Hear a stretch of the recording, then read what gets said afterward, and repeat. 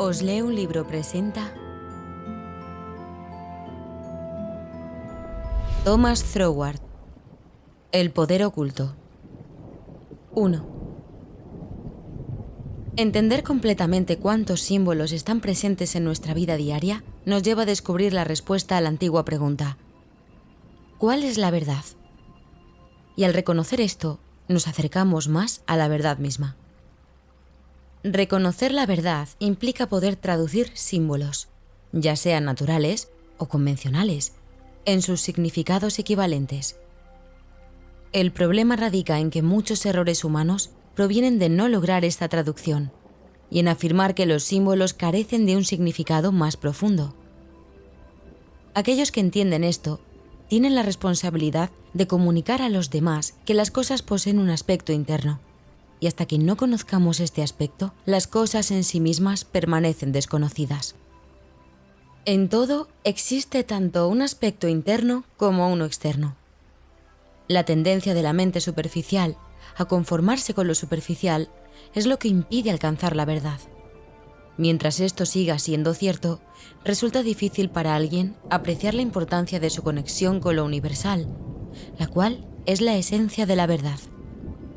Si uno solo presta atención a lo superficial, no puede avanzar en su comprensión. Esto significa negar el principio del crecimiento, que es la base de toda forma de vida, ya sea intelectual, espiritual o material. Esto se debe a que no se reflexiona sobre cómo todo lo que vemos en la superficie proviene de un principio inicial, oculto en lo más profundo de nuestro ser.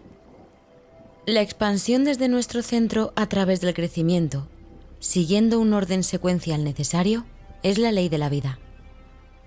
Esta ley rige todo el universo, desde la interconexión en el ser cósmico hasta las singularidades en los seres más pequeños. Este principio fundamental es la clave para comprender el enigma de la vida en todos sus niveles, y sin esta clave no se puede acceder al aspecto interno de las cosas. Por lo tanto, es responsabilidad de aquellos que han descubierto esta clave, al menos en parte, compartir con otros que existe una dimensión interna en las cosas. La vida adquiere mayor verdad y plenitud a medida que nos adentramos en esta dimensión y evaluamos todas las cosas en función de lo que se revela desde esta perspectiva interna. En general, todo en nuestro interior se representa mediante símbolos, y la naturaleza exhibe secretos que revelan grandes verdades a quienes pueden entenderlos. Pero hay un aspecto más específico en el que nuestra vida actual está construida con símbolos sobre temas importantes que ocupan nuestras mentes. Son como herramientas para expresar la naturaleza de Dios y cómo la vida humana se relaciona con la divinidad. La forma en que vivimos se basa en lo que realmente creemos en estos temas, no solo en lo que decimos creer en un credo particular, sino en cómo nuestra mente realmente lo entiende. Si alguien solo piensa que es imposible conocer a Dios o usar ese conocimiento, ¿entonces su mundo interior está en un estado de confusión? Esto sucede cuando aún no ha surgido un sentido de orden en el caos interior. Los elementos de su ser están ahí, pero están desordenados y neutralizándose entre sí. Si alguien avanza un poco más y se da cuenta de que hay un poder gobernante y organizador, pero no entiende su naturaleza, entonces lo desconocido puede parecer aterrador. Se encuentra en un torbellino de miedos y angustias que lo paralizan, y en lugar de entender que él mismo es el centro de su propia vida, intenta apaciguar este poder como si fuera enemigo suyo. Así que, a lo largo de varios niveles, desde la ignorancia profunda hasta la inteligencia elevada, la vida de una persona refleja exactamente su percepción de la divinidad y su relación con ella. Cuando nos acercamos a entender completamente la verdad, sentimos un cambio en nosotros. Las cadenas y limitaciones antiguas que en realidad no existen se desvanecen y entramos en un estado de luz, libertad y fortaleza que antes ni siquiera imaginábamos. Por eso, no podemos subestimar cuán importante es reconocer los símbolos como lo que son y entender la esencia que representan. Solo viviendo esas experiencias conscientemente podemos comprender la vida en sí, y el esfuerzo por compartir esas experiencias con otros a través de símbolos es lo que da origen a todo el simbolismo. A las personas a las que nos dirigimos, cuanto más se acercan a la experiencia real, más claro se vuelve el símbolo. Y si están lejos de esa experiencia, el símbolo se hace más confuso. Nuestro avance se trata de traducir los símbolos en palabras que representen mejor lo que significan. Pero el primer paso, sin el cual no se pueden lograr los demás, es convencer a la gente de que los símbolos son solo representaciones y no la verdad misma. La dificultad está en esto. Si el símbolo tiene algún sentido, debe de alguna manera mostrar la forma de la verdad, como un dibujo en una tapicería sugiere lo que hay debajo. Tienen una idea de que están cerca de la verdad de alguna forma, lo que hace que se sientan incómodos si alguien cuestiona esa tapicería que les ha transmitido esa idea hasta ahora. En la apariencia exterior hay suficientes indicios de la verdad interna para darle excusas a los que tienen miedo. Y aquellos que no tienen suficiente capacidad mental para pensar por sí mismos, dicen que ya se llegó a la meta y que seguir buscando más destruiría la verdad. Pero al decir esto, demuestran que no entienden la verdad en sí, que no puede ser destruida. El simple hecho de que la verdad es la verdad hace que eso sea imposible. Y también muestran que no comprenden el principio básico de la vida, que es la ley del crecimiento. Esta ley empuja constantemente en todo el universo hacia formas de expresión más vivas, expandiéndose en todas partes, pero sin llegar a un final. Así que no debemos preocuparnos por esas objeciones ignorantes, y debemos tratar de explicarles a quienes las hacen que lo que temen es simplemente el orden natural de la vida divina, que está presente en todo. Pero debemos hacerlo con cuidado, no imponiendo a la fuerza lo que les da miedo, porque eso solo los alejaría del estudio del tema. En cambio, debemos gradualmente ayudarlos a ver que hay algo más profundo en lo que hasta ahora han considerado como la verdad última. Y deben entender que la sensación de vacío e insatisfacción que sienten a veces en sus corazones es el deseo interior de buscar una explicación más profunda de lo que vemos en el mundo exterior. Sin este conocimiento, nunca entenderemos realmente nuestra conexión con la vida universal, que es la vida eterna. 2. Así que, ¿cuál es el concepto principal que está en el corazón de todo? Es la vida. Pero no la vida tal como la vemos en diferentes formas. Es algo más interno y concentrado que eso. Es esa unidad del espíritu que es una unidad, simplemente porque aún no se ha vuelto diversidad. Puede que esto no sea fácil de entender, pero es la base de cómo concebimos científicamente el espíritu, porque sin esto no tendríamos un punto común al que puedan relacionarse las muchas formas en que se manifiesta el espíritu. Es pensar en la vida como la suma total de todos sus poderes sin dividir y que aún no toma una forma particular, sino que contiene todas las posibilidades. Claro, esto suena bastante abstracto, pero esencialmente se trata del centro desde donde ocurre el crecimiento y se expande en todas direcciones. Es la última parte que desafía nuestra capacidad de análisis. Es lo que realmente no podemos conocer, no porque no podamos imaginarlo, sino porque no podemos descomponerlo en partes para entenderlo. Es algo relacionado con la percepción más que con el conocimiento, si entendemos el conocimiento como la habilidad para entender las relaciones entre las cosas. Aquí estamos más allá de cualquier tipo de relación, y estamos enfrentando lo absoluto. Lo más profundo de todo es el espíritu absoluto. Es la vida que aún no se diferencia en ninguna forma específica. Es la vida que está en todo, y es el núcleo de todo lo que vemos. Entender esto es descubrir el secreto del poder y acceder al lugar oculto del espíritu viviente. ¿No es contradictorio decir primero que esto es incomprensible y luego hablar de entenderlo? Puede parecerlo, pero incluso alguien tan destacado como San Pablo lo hizo.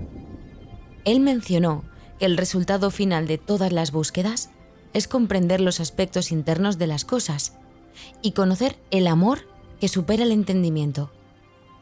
Entonces, si él pudo usar esa contradicción, ¿por qué no podríamos hablar de entender lo incomprensible? Podemos hacerlo, porque esta comprensión es la base de cualquier otro conocimiento. La existencia de este poder de vida universal e indiferenciado es el hecho final en el que todo nuestro análisis debe culminar. En cualquier nivel que realicemos nuestro análisis, siempre debe apoyarse en la esencia pura, la energía pura, el ser puro. Eso que se conoce y reconoce a sí mismo, pero que no puede ser descompuesto, porque no está hecho de partes, sino que en última instancia es completo. Es la unidad absoluta. Sin embargo, el análisis que no nos lleva a la síntesis solo destruye. Es como un niño que arranca una flor y la despedaza en pedazos. No es como el botánico que arranca una flor, pero a partir de esos fragmentos estudia cuidadosamente y construye en su mente una imagen completa del poder creativo de la naturaleza, comprendiendo las leyes que dan forma a todas las flores.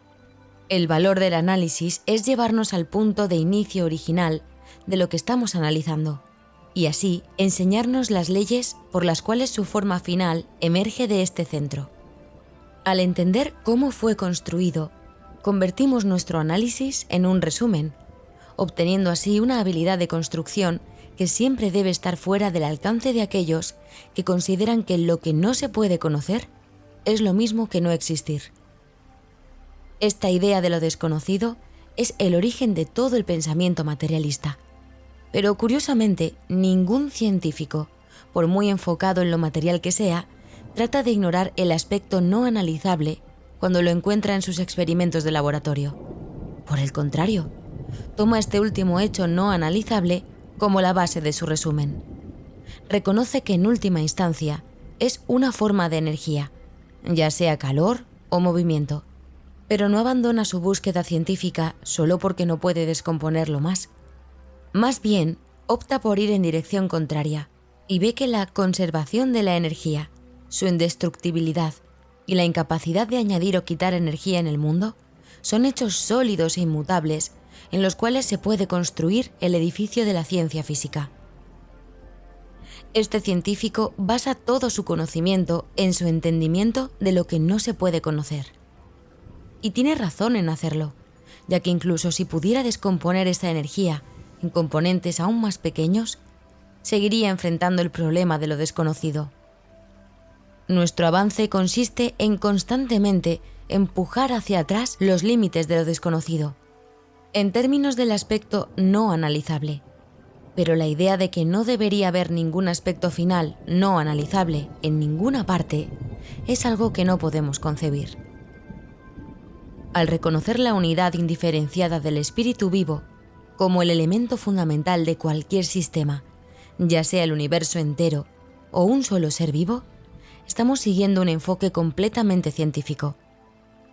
Continuamos analizando hasta que llegamos a este último elemento necesario, y luego aceptamos este elemento como la base de nuestro resumen.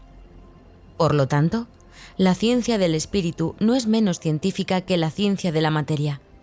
De hecho, ambas parten del mismo punto de partida, que es la presencia de una energía viva que desafía definición o explicación, sin importar dónde la encontremos.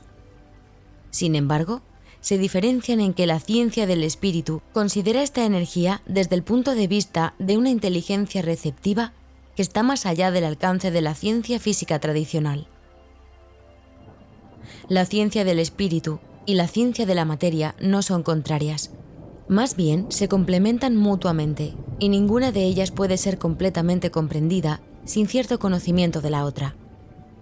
Al ser dos aspectos de un todo, se fusionan de manera imperceptible en una zona intermedia donde no se puede trazar una línea arbitraria entre ellas. La verdadera ciencia, cuando se aborda con un enfoque científico genuino, siempre revela los dos aspectos de las cosas, lo interno y lo externo. Se convierte en una ciencia incompleta y mutilada si rechaza reconocer ambos aspectos.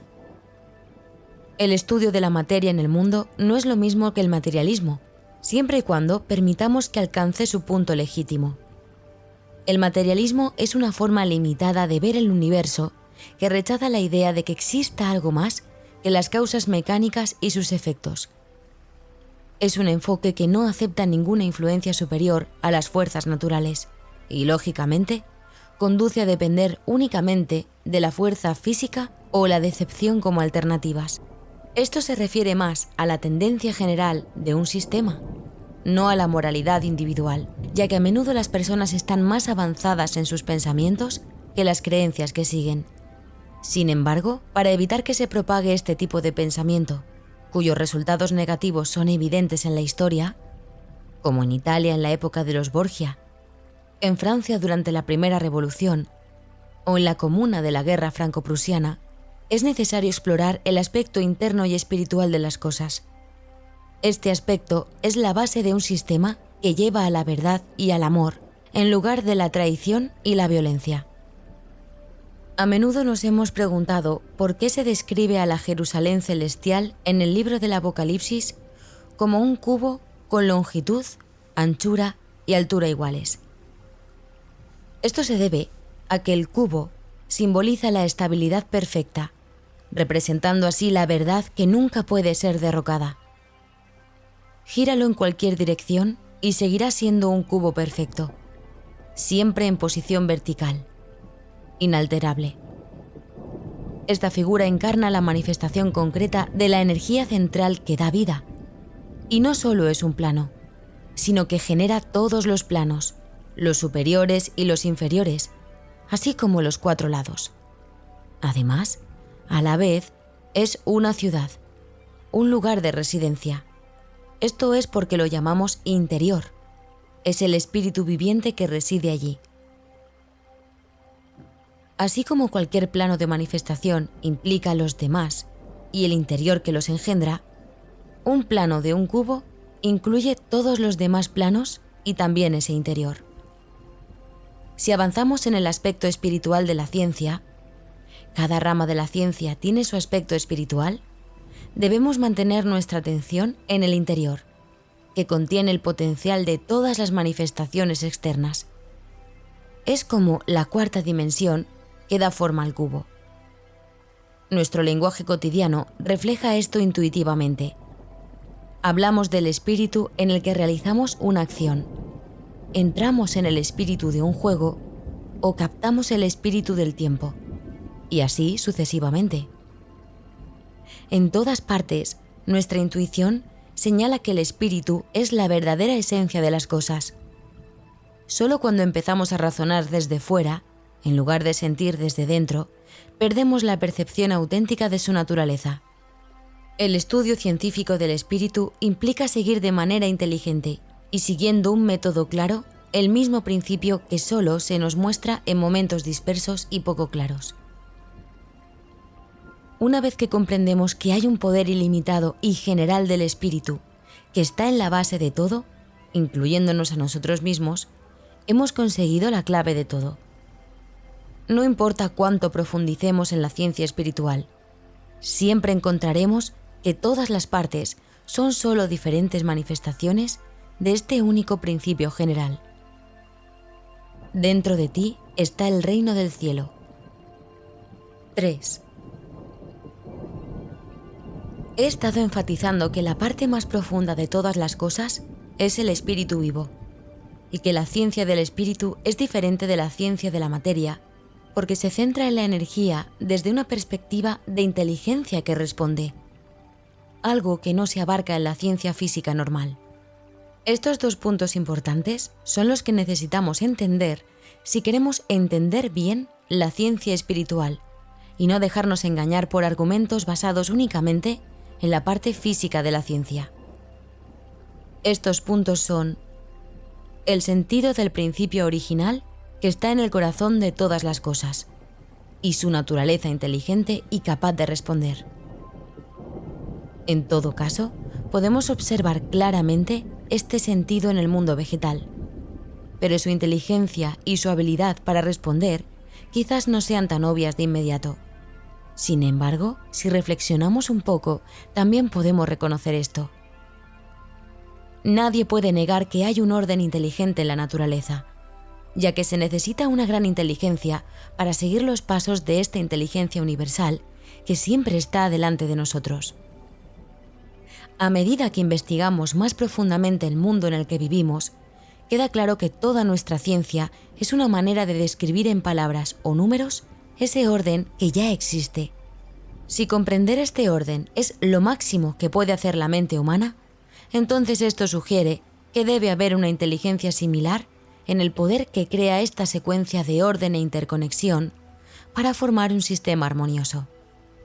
Ahora, si no suponemos que hay un trabajador que trabaja en un material aparte de él, lo que nos llevaría a tener que explicar quién o qué es ese trabajador, la única idea que nos queda es que hay un espíritu vivo en el corazón de cada átomo, dándole forma y definición externa, y generando las polaridades internas que conforman su naturaleza única.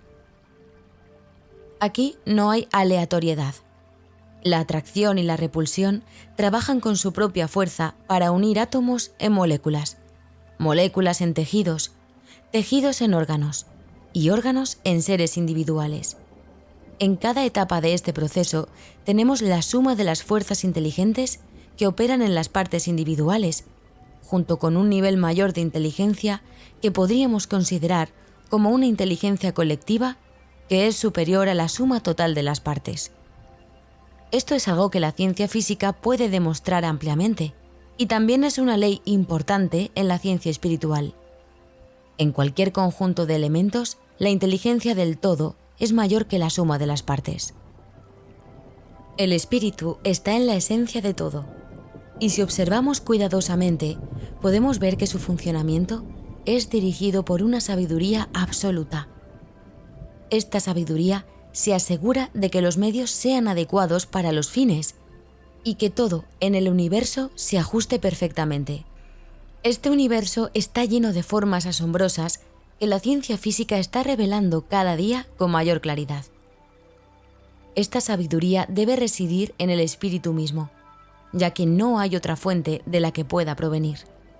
Por lo tanto, podemos afirmar de manera clara que el espíritu es inteligente y todo lo que hace es resultado de adaptar hábilmente los medios para lograr sus objetivos. Pero el espíritu también responde a su entorno. Para entender esto, debemos recordar que la suma de la inteligencia en los niveles más bajos de manifestación no es igual a la inteligencia del todo complejo. Esta regla fundamental es crucial. El nivel de inteligencia espiritual se manifiesta en la totalidad del ser a través del cual se expresa. En consecuencia, los seres más organizados tienen un nivel de espíritu más alto, lo que les permite controlar los niveles inferiores de espíritu. Esto nos ayuda a comprender por qué el espíritu, que es la esencia interior de todo, es tanto inteligente como sensible. Es inteligente porque tiene conocimiento de sí mismo. Dado que el espíritu es la esencia última de todo lo que existe, lo que conoce es su propia naturaleza. De esta forma, reconoce su propio poder. Los niveles inferiores de poder en el espíritu reconocen los niveles superiores, y según la ley de atracción, responden a estos niveles superiores. En resumen, el espíritu es inteligente y responde a través de este principio general, independientemente de cómo se manifieste exteriormente. Sin embargo, la inteligencia y la capacidad de respuesta implican personalidad.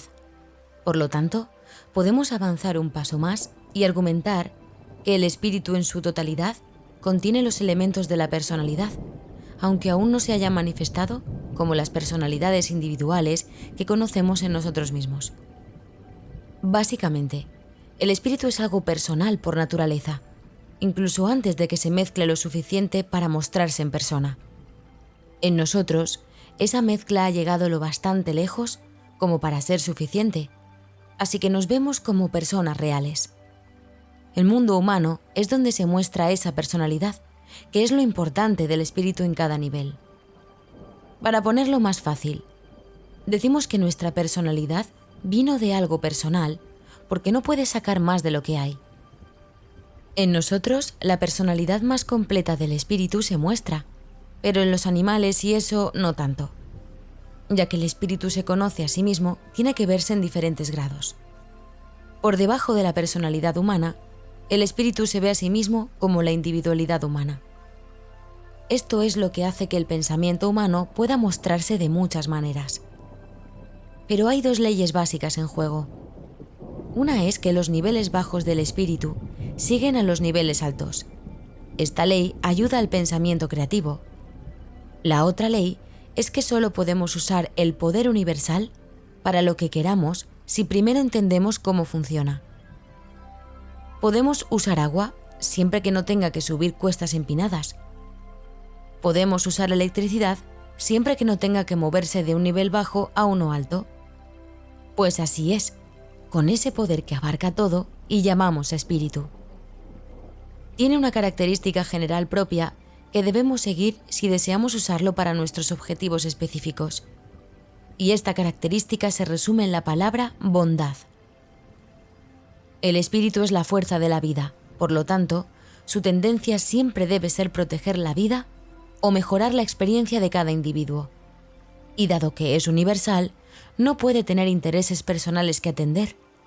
Su acción debe ser siempre igual en beneficio de todos. Esa es la característica general del espíritu, y al igual que el agua, la electricidad u otras fuerzas naturales, no actúan en contra de su naturaleza. El espíritu no actuará en contra de su característica innata.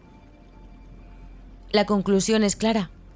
Si queremos aprovechar el espíritu, debemos seguir la ley del espíritu, que es bondad. Esta es la única regla. Si nuestra intención inicial es buena, podemos usar el poder espiritual para el propósito que elijamos. ¿Y cómo definimos la bondad? Es simplemente siguiendo la definición que los niños entienden, que lo malo no es bueno y lo bueno no es malo. Todos sabemos instintivamente la diferencia entre lo que está bien y lo que está mal. Si seguimos este principio de obedecer la ley general del espíritu, entonces lo único que nos queda es estudiar cómo se relacionan los diferentes niveles de integración del espíritu y después, con determinación, aplicar lo que hemos aprendido en la práctica. 4. La ley del espíritu que hemos estado explorando tiene un alcance muy amplio. La hemos seguido desde cómo la inteligencia del espíritu comienza en los átomos iniciales hasta cómo forma la identidad consciente de una persona. Pero esta ley no se detiene aquí, sino que continúa funcionando en todos los niveles. La prueba de que esta ley es sólida es que puede aplicarse tanto en situaciones grandes como pequeñas. Aunque la forma en que opera depende del principio en sí, su alcance es infinito. Siguiendo esta ley, podemos imaginar una inteligencia colectiva que es mucho más avanzada que la de un solo ser humano. Así como la inteligencia de una persona es más alta que la de un solo átomo en su cuerpo, podemos concebir una personalidad colectiva que representa el carácter espiritual de un grupo de personas, ya sea en una ciudad, región, país o incluso en todo el mundo. Este proceso puede seguir avanzando. Siguiendo el mismo principio, podríamos pensar en una inteligencia colectiva superior que abarca a toda la humanidad del sistema solar. Y finalmente, podríamos imaginar una inteligencia suprema que une a todas estas personalidades colectivas de todo el universo. Esto no es solo una idea fantasiosa. Esta ley es también la que forma nuestra propia identidad consciente y opera en todo el mundo físico. En física, se conoce como la ley de la inversa del cuadrado, donde las fuerzas de atracción o repulsión entre los objetos no son simplemente la suma de sus fuerzas individuales, sino que se multiplican juntas y se dividen por la distancia entre ellos al cuadrado. Esto significa que a medida que los objetos se acercan, la fuerza resultante aumenta rápidamente. Dado que esta ley es tan común en la naturaleza física, podemos suponer que también aplica en el ámbito espiritual. La doctrina de la continuidad nos dice que una verdad en un nivel es una verdad en todos los niveles. Si un principio existe, es válido en todas partes. No debemos dejarnos engañar por cómo se ve. Debemos recordar que los resultados visibles de un principio dependen de dos factores: el principio en sí y el objeto o material en el que actúa. El primero no cambia, pero el segundo puede variar, lo que lleva a diferentes resultados. Esto es claro si lo expresamos en términos matemáticos. Por ejemplo, A, B o C multiplicado por X dan resultados como AX, BX, CX, que son diferentes, aunque X siempre permanezca constante. Esta regla de generar poder mediante atracción se aplica tanto en el mundo espiritual como en el físico, y funciona con la misma precisión en ambos casos. En resumen, la singularidad de una persona no se trata simplemente de juntar sus partes, ya sean espirituales o físicas, sino más bien de la fuerza unificada que surge cuando esas partes se conectan de manera profunda. Según esta regla de atracción para generar poder, esa unidad resultante es mucho más poderosa e inteligente que cualquier forma de espíritu menos integrada. En consecuencia, hay un principio natural que se aplica tanto a la ley física como a la espiritualidad, y este principio explica por qué se habla del poder creativo de nuestros pensamientos sobre todo lo que concierne a nuestras vidas individuales. En otras palabras, cada individuo es el centro de su propio mundo, y al dirigir sus pensamientos, tiene el poder para influenciar todo lo que sucede en él. Sin embargo, es importante mencionar que no hay razón para limitar este principio solo al individuo. Podría extenderse para abarcar todo el universo. Cada persona, al ser el centro de su propio universo, también forma parte de sistemas más grandes en los que es uno de muchos elementos similares. A medida que ascendemos en estos niveles, llegamos al centro supremo de todas las cosas. Esta inteligencia y poder crecen de un nivel a otro de manera exponencial, según la ley que estamos estudiando, y finalmente culminan en una inteligencia y poder ilimitados que coinciden con el ser total. Ahora bien, ya hemos establecido que la relación entre el ser humano y los niveles inferiores del espíritu es de control y dominio. Pero, ¿cómo es su relación con los niveles superiores? En un sistema bien armonizado, la relación entre una parte y el todo no limita la función libre de esa parte. De hecho, es esta relación la que permite que cada parte cumpla su función de manera adecuada. En este sentido, la subordinación del individuo a la mente suprema no limita su libertad, sino que en realidad la posibilita.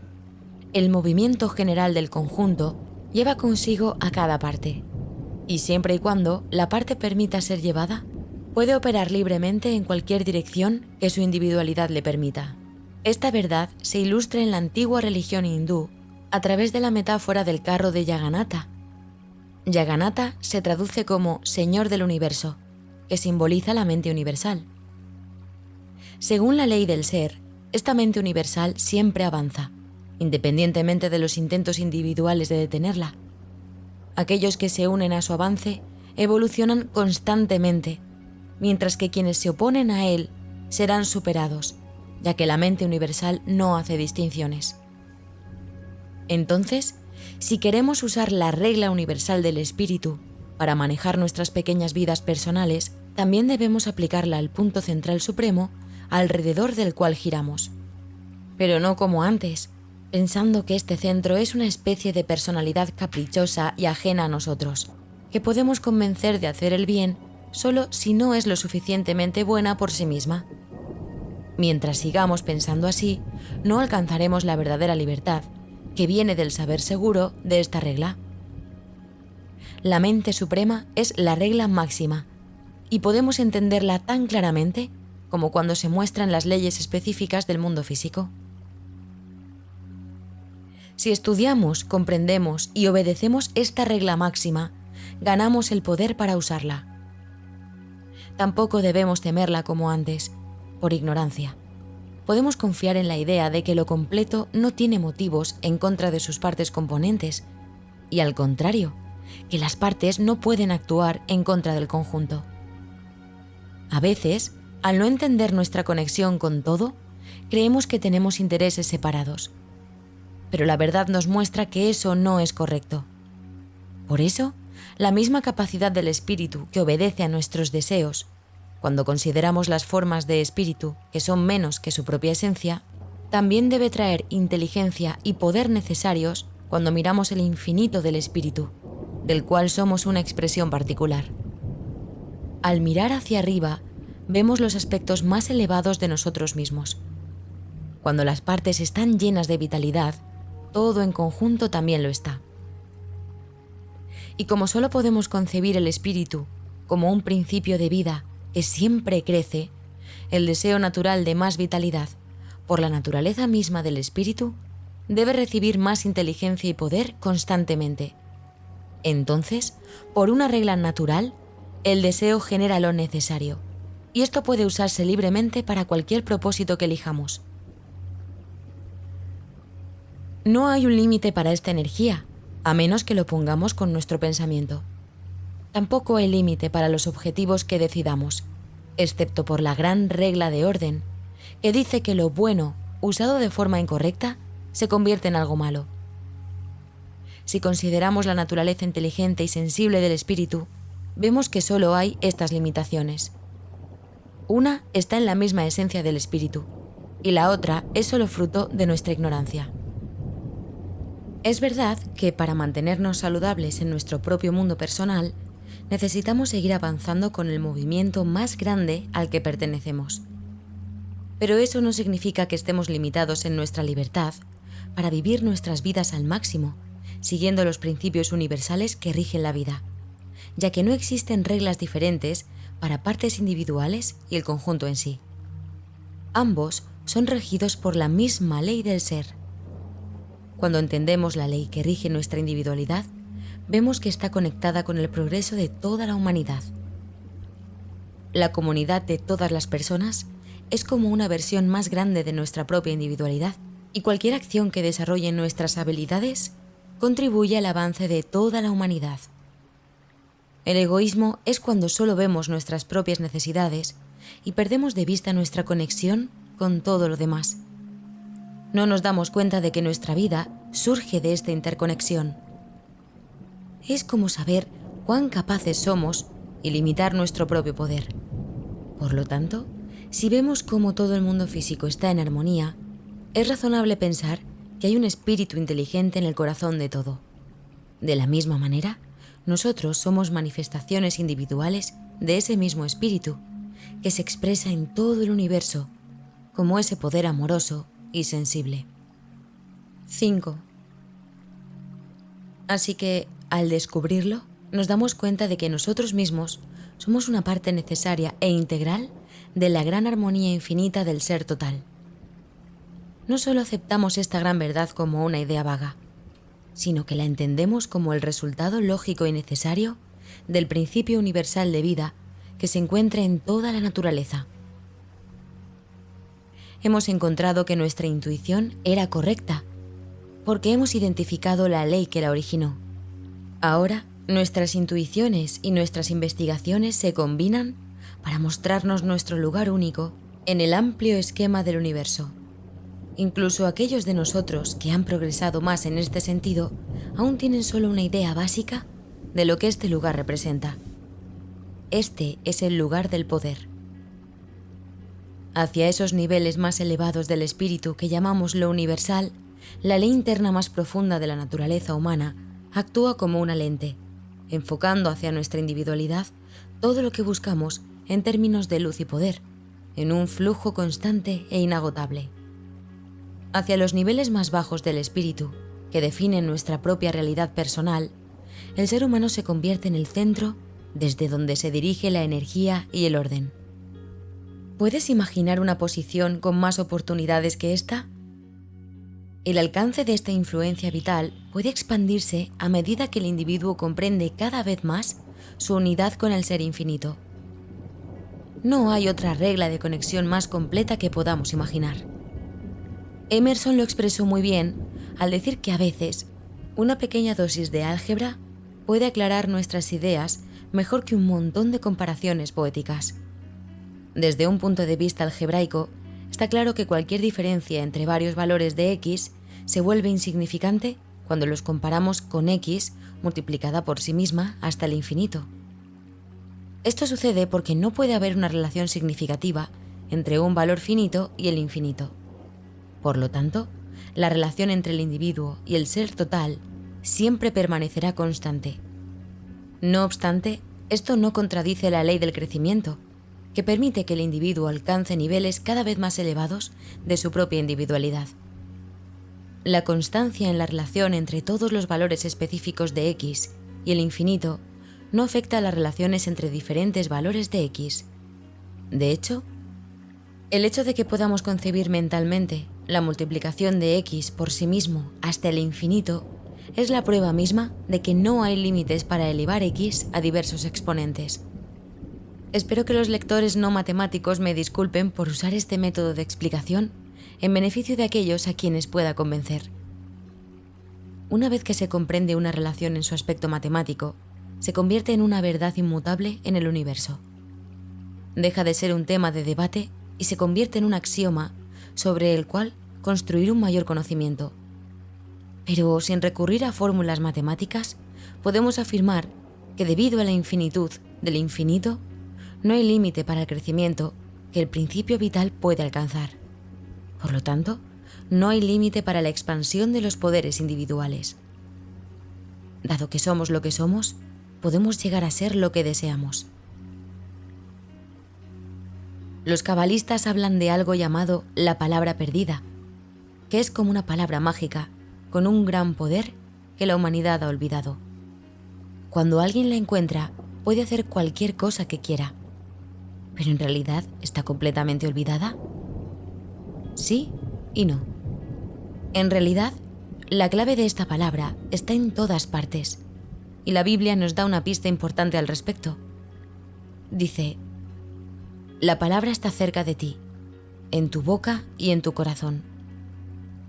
Esta palabra es la más conocida de todas. Es la que entendemos en nuestro corazón como el centro de quienes somos, y la decimos muchas veces al día. Es la palabra yo soy. Cuando digo yo soy lo que soy, puedo ser lo que quiera ser. Mi ser único es una forma en que el universo se expresa. Por lo tanto, yo también soy ese poder profundo que descubro en todas las cosas. Al entender que todo está conectado en el espíritu, para mí, lo infinito no es algo sin definición, sino que lo veo como lo infinito dentro de mí. Yo mismo soy ese yo soy. Y no es porque alguien me haya dado permiso, sino que es la ley de la polaridad, que es como la regla fundamental de la naturaleza. La ley de la polaridad dice que todo se complementa al moverse en la dirección opuesta a la que comenzó. Es la razón por la que no hay interior sin exterior, ni un extremo de algo sin un extremo opuesto. La vida es movimiento, y todo movimiento es como la aparición de energía en otro lugar, donde se manifiesta de manera diferente a como comenzó. Pero no importa en qué forma reaparezca, la energía vital es siempre la misma. Esto se llama la conservación de la energía en la ciencia, y nuestra idea de nosotros mismos como parte de un gran poder universal se basa en esta idea. Es importante escuchar lo que los grandes maestros nos han dicho, que todo el poder está dentro del yo soy. Debemos creer esto en lugar de ignorarlo por completo. Pero lo mejor es entender por qué dijeron esto y darnos cuenta de esta ley fundamental que los maestros han entendido durante mucho tiempo. En realidad, no hemos olvidado la palabra perdida. Siempre está en nuestro corazón y en nuestros labios. Lo que hemos perdido es reconocer el poder que tiene. A medida que exploramos el significado profundo de las palabras yo soy, empezamos a entender que somos el poder que estamos buscando. Se trata de cómo el espíritu se divide desde lo general hasta lo específico, trayendo consigo todos sus poderes innatos, como una pequeña llama que tiene todas las cualidades del fuego. El yo soy en cada individuo es en realidad el mismo yo soy en todo lo universal. Es el mismo poder que opera en una escala más pequeña, donde el individuo es el centro. Los antiguos transmitieron esta idea como el macrocosmos y el microcosmos, donde el pequeño yo soy refleja la imagen del yo soy más grande, tal como lo menciona la Biblia cuando habla del ser humano creado a imagen de Dios. Ahora, la importancia práctica de este concepto es que nos da la clave de la ley fundamental de que como piensa el hombre, así es él. Muchas veces nos preguntamos ¿por qué es cierto? Y la respuesta es la siguiente. Sabemos por nuestra propia experiencia que nos reconocemos a nosotros mismos a través de dos formas: nuestra capacidad de actuar y nuestra capacidad de sentir. Al considerar al espíritu en su totalidad, lo vemos como una combinación infinita de estas dos formas. Esto implica una sensibilidad infinita. No hay duda acerca de este nivel de sensibilidad, ya que el espíritu es en sí mismo sensibilidad. Por lo tanto, es extremadamente receptivo, respondiendo incluso al toque más leve que se ejerza sobre él. Así, cada pensamiento que generamos envía ondas vibratorias al infinito del espíritu, creando allí corrientes de calidad similar, pero con un poder mucho mayor. Este espíritu infinito es el poder creativo que impulsa el universo, y el impacto de nuestros pensamientos en él desencadena una verdadera fuerza creativa. Si esta ley es válida para un pensamiento, es válida para todos. Por eso, constantemente estamos dando forma a nuestro propio mundo y entorno a través de pensamientos que reflejan la naturaleza de nuestros propios pensamientos. Los pensamientos persistentes tienen un efecto mayor que los esporádicos que no están enfocados en nada en particular. Los pensamientos dispersos, que carecen de un principio de unidad, no pueden generar ningún tipo de unidad. Por ejemplo, si pensamos que somos débiles y que no tenemos control sobre las circunstancias, entonces no podremos manejar esas circunstancias. Sin embargo, si pensamos en términos de poder, creamos poder. En todo momento interactuamos con un medio altamente sensible que moviliza energías creativas que dan forma incluso a nuestras vibraciones de pensamiento más sutiles. Este poder es inherente a nosotros debido a nuestra naturaleza espiritual y no podemos deshacernos de él. Es una herencia tremenda, ya que es un poder que, si no se dirige inteligentemente hacia una actividad ordenada, puede transformarse en energía destructiva. Si no se utiliza para construir, destruirá. Y esto no es algo excepcional, sino la manifestación en el ámbito universal e indiferenciado del mismo principio que guía todas las fuerzas de la naturaleza. ¿Qué fuerza natural no es destructiva a menos que se canalice de manera específica? El vapor acumulado, la electricidad acumulada, el agua acumulada, eventualmente explotan y causan destrucción, pero cuando se guían por canales apropiados, se convierten en fuentes inagotables de poder constructivo, al igual que la propia naturaleza. Aquí, déjame detenerme un momento para resaltar esta idea de acumulación. Si se acumula mucha energía, se vuelve más peligrosa si no se controla bien, pero también más poderosa si se hace correctamente. Por suerte para todos nosotros, las fuerzas naturales como la electricidad generalmente no existen en una forma muy concentrada. A veces las cosas coinciden y se concentran, pero por lo general el poder está repartido de manera más equitativa. Del mismo modo, para la mayoría de las personas, el poder espiritual aún no está muy concentrado. Claro, cada persona tiene que concentrarse hasta cierto punto para tener su propia identidad consciente, Pero el poder de la mente individual se vuelve mucho más fuerte cuando reconoce que está conectado con la vida infinita. Así, los pensamientos que tiene, ya sean buenos o malos, se vuelven mucho más importantes. Hasta cierto punto, los efectos negativos de los pensamientos mal dirigidos se reducen en la mayoría de la gente. Hay muchas cosas en marcha que ayudan a dirigir los pensamientos en la dirección correcta, aunque los propios pensadores no sepan cuán poderosos son sus pensamientos. Muchas enseñanzas religiosas tienen como objetivo guiar a las personas que no saben mucho, para que piensen de manera correcta. Aquellos que no han sido educados en estas enseñanzas deben confiar en la autoridad y aceptar lo que se les dice, porque no pueden entender lo importante que es. Sin embargo, a pesar de toda la ayuda que se ofrece, la corriente general de pensamientos no controlados puede ser peligrosa. Por eso, el objetivo principal de las personas educadas es liberarse de los pensamientos desordenados y ayudar a otros a hacer lo mismo. Liberarse de estos pensamientos caóticos es llegar a ser completamente libre, lo que significa tener un gran poder. 6. El enredo en el que nos encontramos tiene su origen en el mismo principio que da vida a la libertad y al poder. Es como si aplicáramos este principio en reversa. Te voy a explicar esto de manera simple. Si hacemos las cosas en un orden al revés, obtendremos resultados al revés. Piensa en cómo funciona un dínamo. Empieza con fuerza mecánica que se convierte en electricidad. Pero si invertimos esto, empezamos con electricidad y obtenemos fuerza mecánica, como un motor. Es como si, en un sentido, una rueda girara para crear electricidad y en el otro sentido, la electricidad hiciera girar la rueda. O para ponerlo de forma fácil, si dividimos 10 entre 2 y obtenemos 5, y si invertimos la división y dividimos 10 entre 5, obtenemos 2. Esta inversión es un concepto importante que debemos entender. Ahora, apliquemos este principio a la vida cotidiana. A veces pensamos que necesitamos poderes opuestos para lograr resultados opuestos, pero la realidad es que es un mismo poder.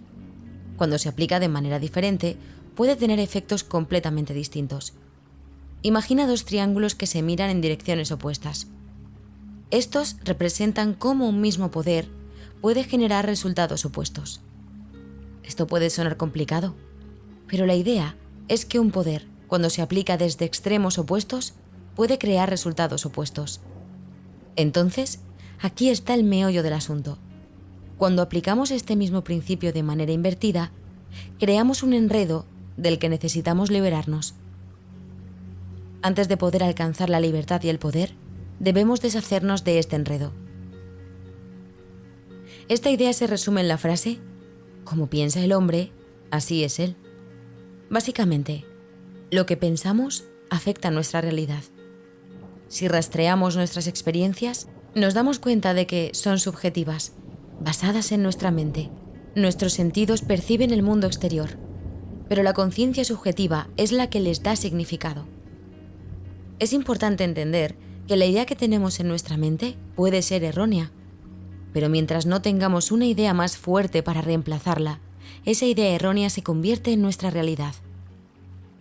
Por ejemplo, he visto a alguien hablarle a un tocón de árbol como si fuera una persona en el jardín. Para esa persona en su mente, el tocón se volvía una persona que no le respondía. Cada uno de nosotros vive en su propia realidad, basada en sus percepciones, aunque esas percepciones puedan estar equivocadas. La vida que vivimos está moldeada por lo que creemos en nuestra mente. Si queremos avanzar como sociedad, necesitamos reemplazar ideas opuestas por ideas de bienestar, libertad y orden.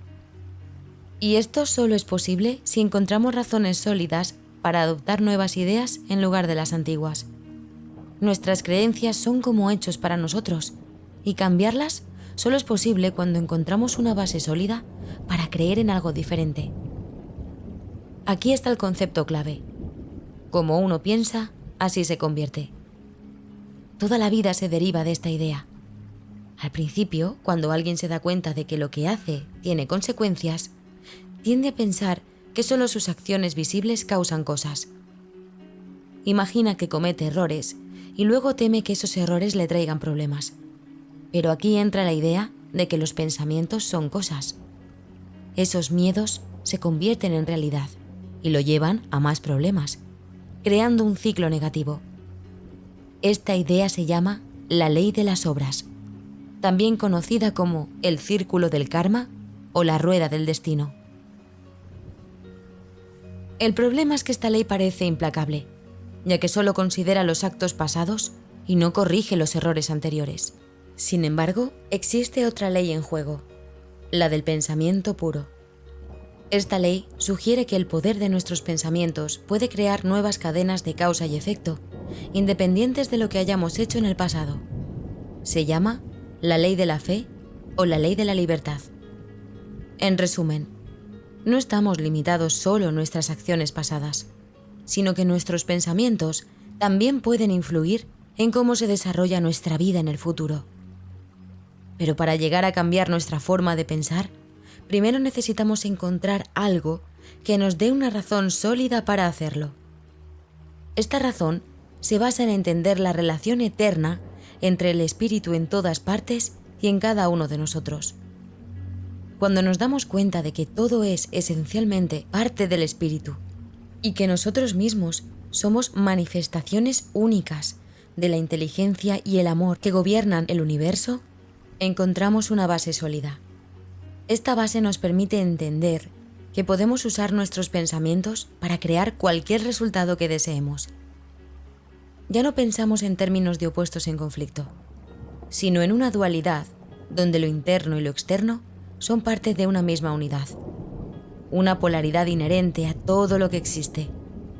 En este entendimiento, vemos que nuestros pensamientos tienen un poder creativo ilimitado y pueden expandirse libremente en cualquier dirección que elijamos, sin estar limitados por las consecuencias de nuestras acciones pasadas si dirigimos nuestros pensamientos de manera renovada.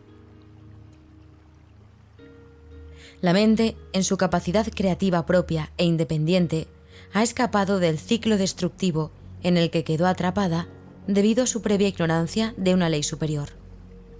La unidad del espíritu nos brinda una libertad perfecta. El antiguo ciclo de karma se rompe y se establece un nuevo y más elevado orden. En el antiguo enfoque, la calidad de nuestro pensamiento dependía de la calidad de nuestras acciones, y como las acciones nunca son perfectas, no podíamos desarrollar un poder de pensamiento superior. Este enfoque está orientado hacia el exterior. Es un enfoque invertido. Sin embargo, en el enfoque correcto, miramos desde adentro. Nuestros pensamientos determinan la calidad de nuestras acciones, no al revés. Y dado que el pensamiento es libre, puede dirigirse hacia principios más elevados que se manifiestan naturalmente en nuestras acciones externas.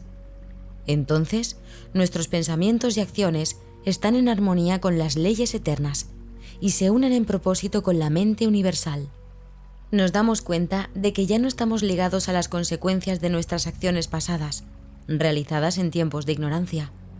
De hecho, nunca estuvimos verdaderamente atados a ellas, excepto por nuestras falsas concepciones de la verdad. Al reconocernos como expresiones del Espíritu Infinito en nuestra personalidad única, descubrimos que somos libres y participamos en la naturaleza divina. No perdemos nuestra identidad, sino que nos volvemos más y más auténticos, con una perfección en constante expansión. Seguimos una línea evolutiva de posibilidades infinitas. Sin embargo, no todas las personas poseen este conocimiento. En su mayoría, aún ven a Dios como un ser individual separado de ellos mismos, mientras que alguien más educado comprende la unidad de la mente y la identidad de la naturaleza. Aquellos menos avanzados lo ven como una reconciliación externa entre personalidades opuestas. Así es como se origina la amplia variedad de ideas que se pueden llamar la idea mesiánica. No se trata de una idea equivocada acerca de la verdad del ser, como algunos podrían pensar. En realidad, cuando se entiende correctamente, implica una comprensión profunda de esa verdad. Solo desde esta perspectiva suprema es posible que haya surgido una idea tan adaptable a diferentes tipos de pensamiento. Es la expresión de las relaciones que emergen de las leyes más fundamentales del ser, presentada en términos comprensibles incluso para los menos informados. Esta presentación está tan bien organizada que a medida que la mente se eleva en espiritualidad, cada paso adelante revela un significado divino más profundo. Incluso una comprensión básica de la idea tiene el poder de transformar completamente cómo uno se percibe, al brindar una base sólida para concebirse a sí mismo. Esto implica liberarse de la creencia en la ley de castigo por errores pasados y adoptar la nueva ley de la libertad como hijos de Dios.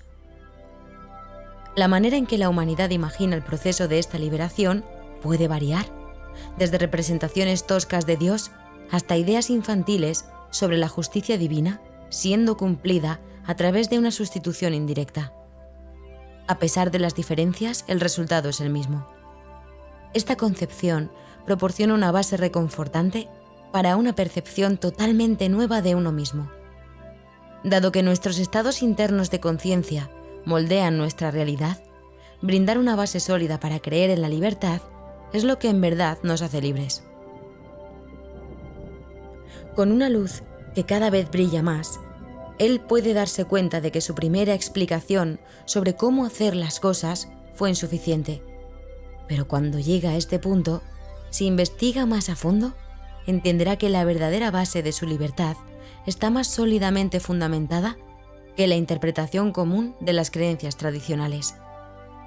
Esto se basa en una gran ley de la naturaleza que nunca cambia ni se puede invalidar.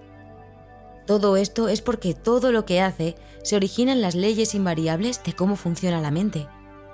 Por lo tanto, es necesario siempre tener algo que pueda utilizar como una base sólida para cambiar su forma de pensar, lo cual es la única manera en que puede liberarse del ciclo destructivo, representado en forma simbólica por la antigua serpiente. La esperanza y el mensaje de este nuevo principio han sido el núcleo de todas las religiones a lo largo de la historia, aunque a menudo malinterpretadas por aquellos que adoran sin comprender. Sin importar nuestras opiniones personales sobre los eventos históricos relacionados con el cristianismo, veremos que la figura prominente de un ser humano liberado y perfeccionado, que es el centro de esto, cumple con el deseo compartido por todas las culturas de que un poder divino intervenga para rescatar al ser humano y unirse con él. Esta idea puede ser vista ya literalmente o como un concepto profundo en el estudio filosófico de cómo funciona la mente, o en diversas formas en que se puedan combinar estos dos extremos. La conclusión clave es que existe una garantía divina de que somos hijos de Dios y partícipes de la naturaleza divina. Cuando aceptamos esto, tenemos una base sólida para creer en nuestra libertad, y a través de esta creencia nos volvemos verdaderamente libres. El propósito real de estudiar las leyes espirituales, que son la parte interna de cómo funcionan las cosas, no es solo satisfacer una curiosidad vacía ni obtener poderes sobrenaturales. En cambio, es lograr nuestra libertad espiritual, sin la cual no podemos avanzar más. Cuando alcanzamos este objetivo, lo antiguo desaparece y todo se vuelve nuevo.